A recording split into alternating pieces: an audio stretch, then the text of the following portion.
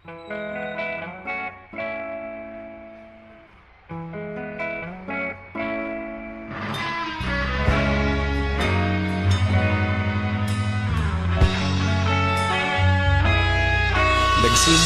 ang lahat sa eskwela, nagsama-samang 12 sa kalokohan at sa tuksuhan, hindi maawat sa isa't isa. Madalas ang standby sa cafeteria, isang barkada na kay saya. Laging may hawak-hawak na gitara, konting udyok lamang kakanta na. Kay simple lamang ng buhay nun, walang mabibigat na suliranin. Problema lamang laging kulang ang datong. Sana napunta ang panahon? Sana nga ba? Sana nga ba? Sana napunta ang panahon? Sana nga ba? Sana nga ba? Sana napunta ang panahon? Sa unang ligaw kayo'y magkasama, magkasabwat sa pambobola.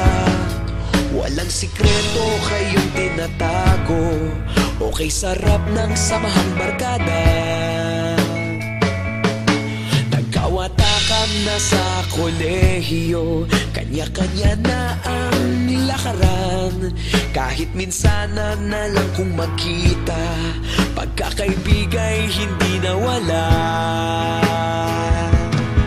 At kung saan na napadpad ang ilan, sa dating eskwela meron din naiwan.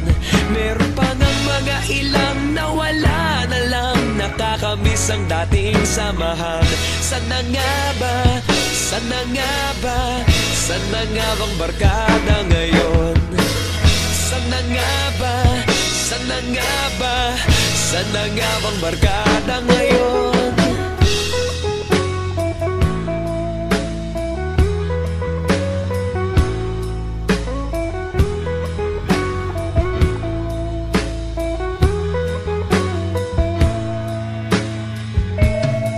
Ilang taon din ang nakalipas, wala pa sa aming tatay na nagsusumikap upang yumaman at guminhawang kinabukasan.